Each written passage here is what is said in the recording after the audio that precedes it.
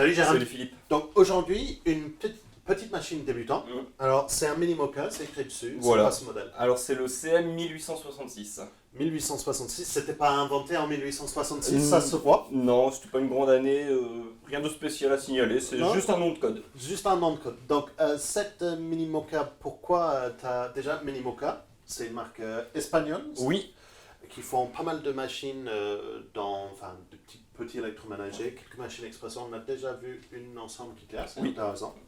Donc celui-là, c'est situé où dans la gamme? alors celle-ci se situe à peu près au milieu de la gamme. D'accord.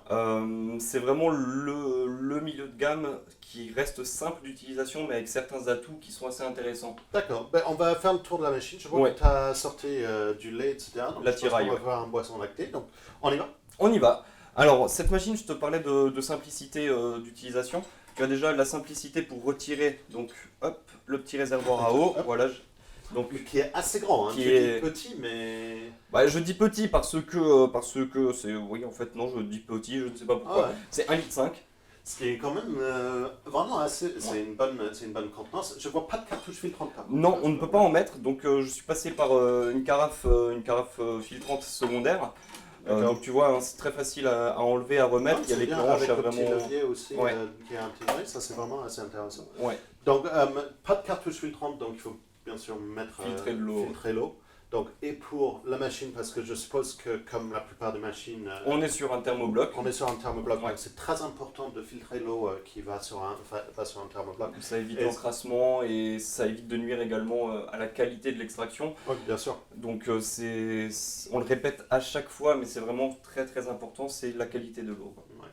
Donc, thermobloc, donc, qui va chauffer rapidement. Oui. Tu as constaté quoi comme... Alors, à l'allumage, pour une chauffe optimale, Ouais. on est donc quand je dis chauffe optimale, c'est chauffe de l'eau, chauffe des éléments. Ouais. On est sur 3-4 minutes, Ah, donc ça va c'est très vraiment très vite. super rapide. Et tu noteras ça tout à l'heure, mais elle est également très rapide pour être utilisée du mode d'extraction au mode vapeur et inversement. D'accord, ben, c'est parfait, c'est vraiment un thermobloc vraiment assez vraiment fonctionnel. C'est ce qu'on attend du thermobloc. Le thermobloc, on le cherche juste pour sa vitesse. Et là, on est vraiment dans les grandes lignes. Ok, parfait. En parlant de grandes lignes, on a un grand chauffe-tasse. Non, mais c'est vraiment assez grand. Parce que j'ai remarqué quand je suis rentré dans la pièce que la machine on a l'habitude de voir des machines débutantes qui sont un peu plus fins, Oui. plus minces. Et là, c'est un peu plus grand, mais ça permet d'avoir cette méga chauffe-tasse. Alors, on a un chauffe-tasse qui peut contenir jusqu'à 7 tasses à expresso. D'accord. Donc, c'est vraiment pas mal. Et je te laisse juste le toucher. Alors, on est sur un chauffe-tasse en ABS. Par contre, un ABS traité pour éviter les rayures trop faciles. Hein. On n'est pas sur un ABS brillant. Donc, malgré le matériau choisi, on est quand même sur une belle chauffe. Ça, Hein. c'est chauffe. On- Mais ça, c'est chauffé par le thermobloc, bien sûr. On n'est pas sur un chauffe-tasse actif, Ouais. mais qui peut être assimilé comme tel vu la température qu'il dégage. Ah, c'est très bien. Je te parlais de simplicité hein, sur l'avant, donc on a un corps en aluminium peint. Donc là, on est sur un aluminium peint, tu vois qu'on Non, est. mais c'est plutôt bien. Sur ces gammes de machines, habituellement, on est sur de l'ABS, donc c'est d'avoir un alu peint, c'est vraiment sympa. Pour rester une machine accessible à tous, d'un point de vue aussi bien utilisation que tarif, hein, Ouais. les matériaux choisis ont été tournés vers ça. Donc l'aluminium, l'ABS, Ouais. on est vraiment sur de l'accessibilité. L'avant, plus simple, c'est très compliqué. On a le bouton Power avec le voyant de résistance donc, qui indique la mise en chauffe ou la remise à température. Lorsque le voyant est éteint, la machine est fonctionnelle. Jusque-là, Très c'est très simple. Et une simple petite molette tournée vers la droite. Quand on est face à la machine, on est sur l'activation de l'extraction. Au centre, le bouton neutre. Et vers la gauche, le bouton vapeur. C'est aussi simple que ça, il n'y a rien d'autre à savoir. D'accord, très bien. C'est ce qu'il faut sur une machine comme ça, c'est de la simplicité. Je C'est- peux pour le porte-filtre Eh ben je t'en prie. Le Bon. porte-filtre, on est sur de l'alu. normal, Forcément. c'est une machine débutante, il ne faut pas s'attendre Ouais. à avoir du laiton sur une machine débutante. Donc c'est vraiment assez léger. Alors le filtre, ça c'est le filtre de tasse. La machine est livrée avec 2 filtres. On a le filtre une tasse qui se trouve ici, le filtre 2 tasses qui est là, D'accord. et ce sont des filtres pressurisés. Pour D'accord. rappel, hein, le filtre pressurisé, j'en ai un à portée de main. On a beaucoup de trous à l'entrée et un seul petit trou là, en tête d'aiguille à la sortie. Et entre les deux, on a une chambre de compression qui se fait et qui met sous pression donc le café qui est extrait.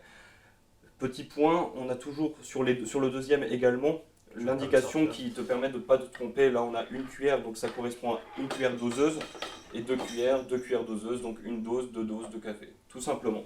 Très bien. C'est l'avantage vraiment du filtre pressurisé, c'est que ça peut, comme ça monte en pression et ça mixe le créma avec le café, ça permet de corriger les défauts de mouture. Donc on peut utiliser un mouture universel, on peut ne pas avoir un moulin si on est sur une machine avec filtre pressurisé. Et c'est pour ça que tu n'as pas sorti de moulin. C'est pour ça que je n'ai pas sorti de moulin. D'ailleurs, parlant de pas sorti de moulin, je veux bien un café. Eh ben allons-y. En attendant, je te laisse juste sortir le petit, on n'a pas parlé du petit bac à eau. Enfin, Alors, je remarque deux choses. Une, c'est qu'on a un rheostat qui est en ABS. Eh ben, tu remarques bien. Petit défaut, mais ça va avec le tarif, je suppose. Voilà, exactement. C'est considéré comme un petit défaut, mais par contre, tu peux juste retirer la grille. Ouais, tu peux retirer la grille. Tu vois, ça se retire très facilement et ça nous donne accès en fait un réservoir, donc une réserve d'eau qui est vraiment d'une belle contenance. Et surtout, c'est obligatoire d'avoir une belle contenance, justement. Parce que ça indique quand on est sur une dépressurisation. C'est ça. Donc c'est assez rare sur les machines débutantes, il faut le dire, d'avoir une dépressurisation de la galette, d'avoir la pression en trop de l'eau qui tombe dans ce petit trap-là et qui part dans la récupération de l'eau. Ça nous permet d'avoir une galette plus sèche à la fin et permet d'être un peu plus propre. Tout à fait. Et là, je suis en train d'utiliser tous les accessoires fournis avec la machine. D'accord. Donc la cuillère qui me sert également d'égalisateur. Je n'ai pas tassé. Il ne faut pas, sur une filtre pressurisé, il ne faut surtout pas tasser. Ce que je te propose, Phil, un petit flush. Voilà, déjà me faire un petit flush. Ok. Moi, je passe un petit coup. Enlever le trop chaud. Voilà. Alors, je vais glisser ça et je te laisse mettre le verre. Ouais. Comme ça, je vais en profiter dans la foulée pour te faire une mousse de lait. Donc tu vois, la machine reste quand même très silencieuse.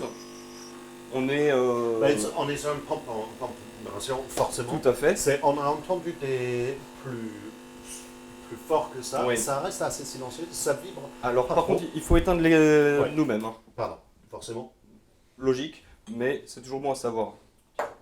On a vraiment c'est un mousse créma forcément parce qu'on est sur une filtre pressurisé. Mais le résultat me plaît pas mal. En température ? Non, ça, en fait ça va se faire dès qu'on l'active. D'accord. Donc dès qu'on a envie de passer en mode vapeur, on a juste à tourner. D'accord. À ce moment-là, ça va juste purger un petit peu l'eau parce que la machine étant à plus basse température pour l'extraction. Donc là, tu entends que ça monte. Hop, là. Et là maintenant, on a la vapeur. Donc à partir de là, je viens avec mon pichet et je te propose de te faire un petit latte macchiato. Ouais, pendant ce temps, moi je goûte l'espresso. Parce que... Je tarde pas, moi justement, pour éviter de... Alors, il est très bon. J'ai peut-être écoulé un petit peu trop longtemps. Il faut vraiment, sur ces machines qui ne sont pas volumétriques, penser à éteindre au bon moment. On était pris quand on parlait. Un petit peu trop long pour moi, mais on a un mousse créma qui tient, on a un attaque espresso. C'est pas trop chaud, donc c'est vraiment pas en train de cramer la mouture. C'est le défaut sur certaines machines thermobloc, c'est vraiment qu'ils ont paramétré le thermobloc un peu trop chaud, du coup c'est en train de brûler. Mais là on a quelque chose qui est vraiment assez, quelque chose assez bon. Alors pendant que je suis en train d'utiliser la buse, je vais t'en parler, hein, parce que c'est vrai que je suis en train de me dire je l'utilise, mais j'en ai pas parlé. On est sur une buse en inox, qui est vraiment très épaisse par rapport à une buse... En fait, ça, c'est la seule partie vraiment inox de la machine. Oui, c'est la partie inox de la machine, mais c'est... Tu vois, on a une buse qui est assez efficace, assez sympa. Donc on est sur de l'inox simple, donc qui chauffe le lait forcément. Et il est important de bien nettoyer, c'est ce que je vais faire de suite. Alors, la buse en elle-même, donc là on voit la dépressurisation, toute la vapeur qui s'en va. La buse en elle-même, donc on est sur une buse qui est assez grosse, qualitative, vraiment, avec l'embout qui s'enlève. Donc ça c'est bien pour l'entretien.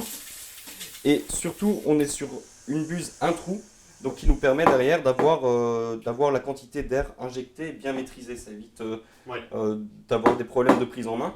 Et on voit que le résultat, même dans un grand pichet, on est sur un résultat assez lisse. On n'a pas trop de grosses bulles. Tu n'as pas trop travaillé encore, mais c'est. Donc là, C'est intéressant. Mais est-ce que c'est souvent le défaut avec les machines thermobloc? Oui, ça a monté super rapidement en température pour avoir de la vapeur, mais est-ce que tu as trouvé que la puissance était là ou pas? Alors, pour être totalement franc, je suis agréablement surpris, moi, par la buse un trou qui te permet d'être précis dans ce que tu injectes. Ouais. Mais par contre, tu as vu le temps que j'ai mis à chauffer. Ouais, c'est. Et tu vois un peu l'eau qui est ici. C'est de la vapeur pas très puissante, pas très chaude. C'est un peu bizarre de dire ça pour de la vapeur. Mais c'est vrai qu'on aurait pu avoir plus de puissance. Quand on voit la température de l'extraction, on se dit qu'un peu plus de puissance en vapeur n'aurait pas été de trop, quoi. Ouais, mais c'est souvent le défaut sur les thermoblocs, c'est la puissance vapeur qui part avec les thermoblocs. Oui, on a la rapidité de chauffe. Oui, on a le changement entre l'eau et le vapeur qui est rapide.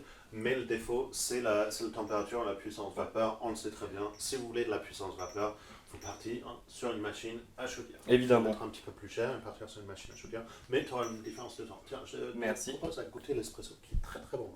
Un peu trop lent, comme je disais. Mais... Oui, bon, ça c'est de notre faute. Ouais. Donc là, on voit les couches qui commencent à se dessiner. Ça c'est parfait. Ça s'est mis en place. Je tourne, simplement, c'est des petites techniques pour faire les tâches plus facilement. Et on voit que même au-dessus, hein, on le voit, il n'y a pas de gros trous au moment de la verse du café.